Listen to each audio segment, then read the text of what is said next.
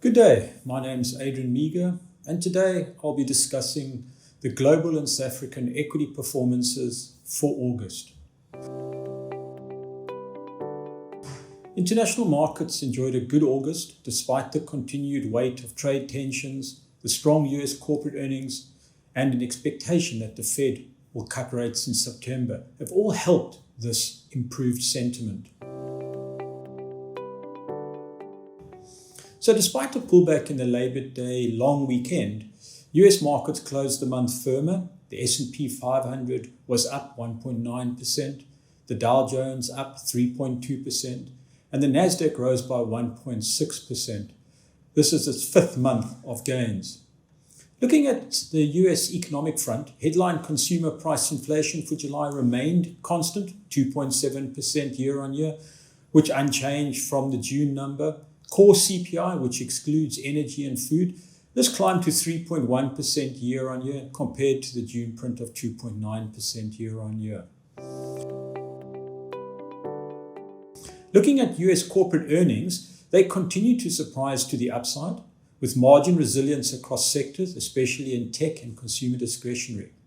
The Fed's dovish shift and ongoing fiscal support via infrastructure and industrial policy are aiding this improved sentiment.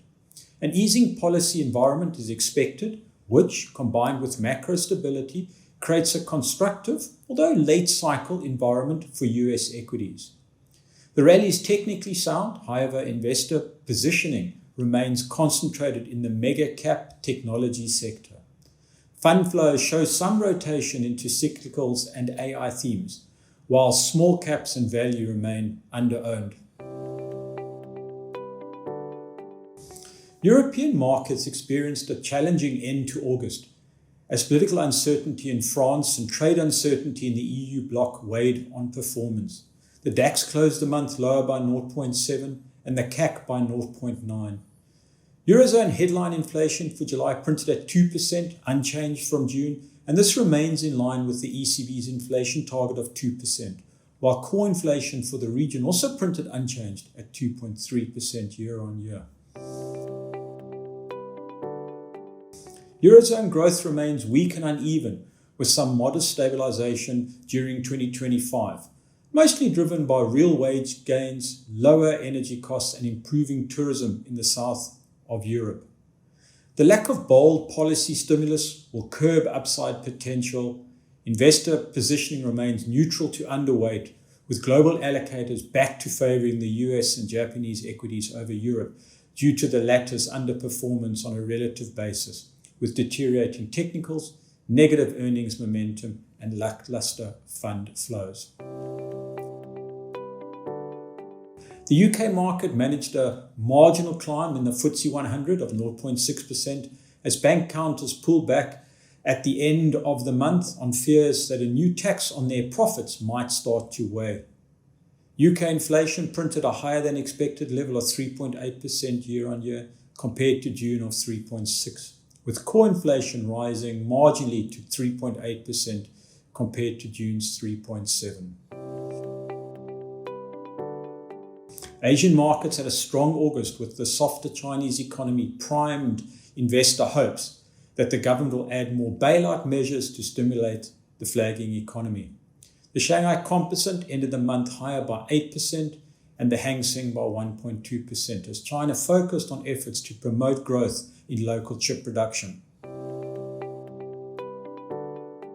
In Japan, the Nikkei ended the month higher by 4%, with headline inflation for July declining to 3.1% year on year, compared to a June print of 3.3%, reaching its lowest levels since 2024.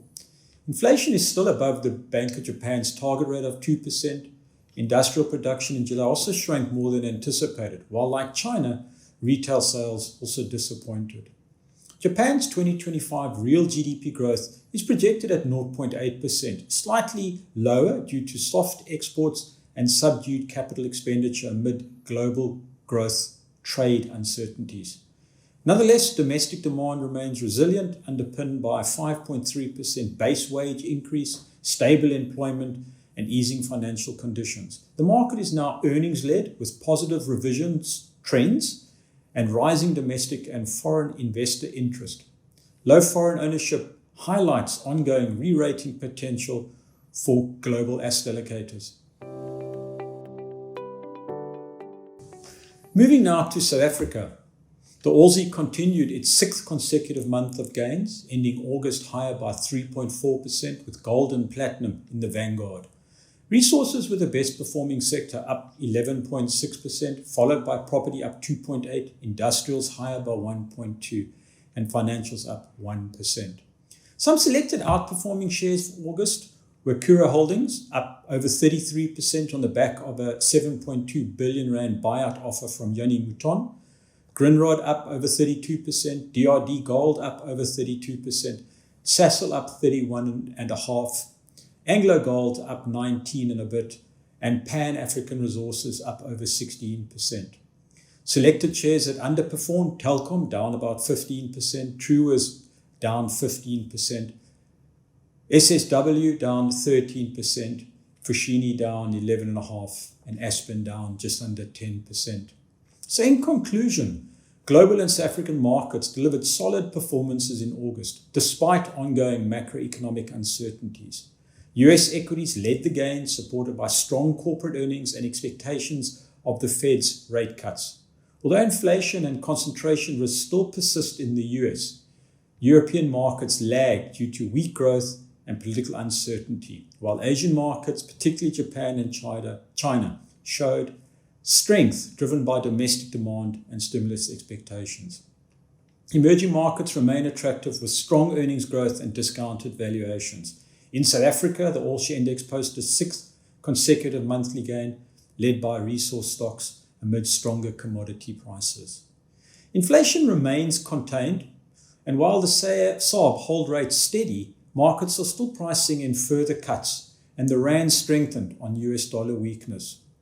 Overall, despite global headwinds, both global and South African markets present selective opportunities, specifically in undervalued sectors and regions which are poised for structural or earnings-driven growth.